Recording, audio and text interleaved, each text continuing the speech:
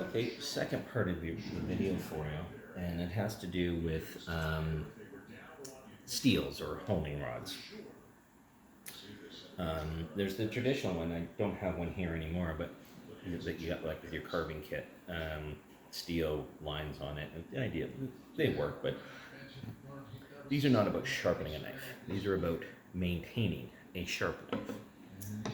So let's use this Santoku blade as an example. This one has a very deeply pronounced sharp edge. You see right there, that's where that line is on the edge. And all that the stone or the honing rod is to do is, as you're using this knife, what makes the edge dull is you're cutting into the boards, you're doing stuff, and the edge of the knife gets broken or wavy and kind of gets folded over on itself. This is just purely to realign that edge. So it takes it from being this bent over and kind of pushes that right back on top of itself. So it goes back into that proper V of the blade edge that you want. There's three techniques. Put it down on a cutting board down like that, and you go down and you pull it towards yourself just as if you're cutting it. It's as simple as that. You do it on both sides. It takes a little while to get the angle right, but just like when you're on the stone, you want that same angle. You don't want to do up and down or around.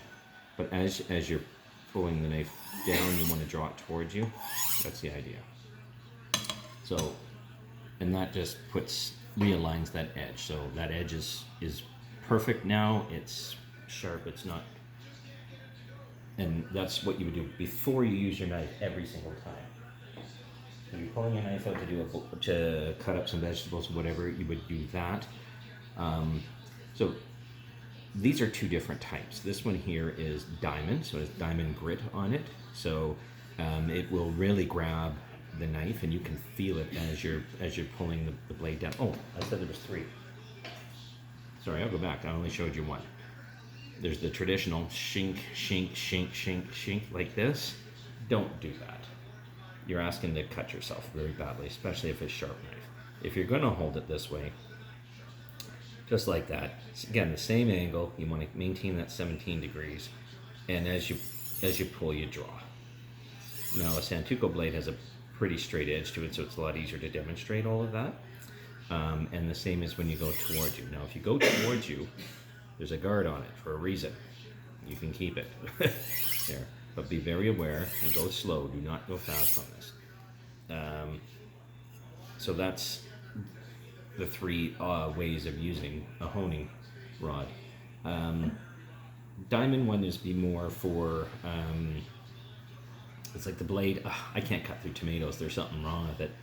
Rather than going to the stones and doing all that, it takes about 20 minutes.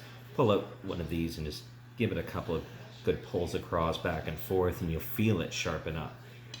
And if you're getting into a point where like, oh, I want the sharp. So the ceramic it's smooth. It doesn't feel like there's much to it, but I assure you, it is pulling.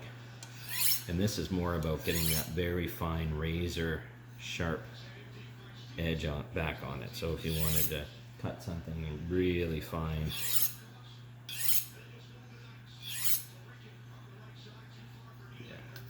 and as you pull it and you get more familiar with it, you know the angles that you're more familiar with, you'll feel it grab, and then you know that's the sweet spot of where you want that to be. Sometimes you'll feel it slide, sometimes you feel it dig in.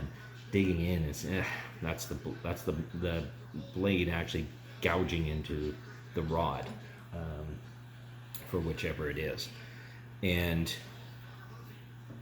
that's basically it. So if you do the stones, and when you put a good blade on it, or edge on the blade rather, and then use your honing rods, and you don't need two of these, by the way. I would recommend, though, if you're going to buy one, buy a steel one or a diamond one. You can just fine tune that. And there is one more method, and it's at the very end, and this one is just about, if you feel like, oh, it's got that burr on it, you can put your finger over it and you can feel, what you can do is go the other way across, but still pull as you go. And what that's is like stropping, like you go back, and that is the like a very final stroke that you would want to do. And then at that point, again, you're back to the paper. Dig out my paper here.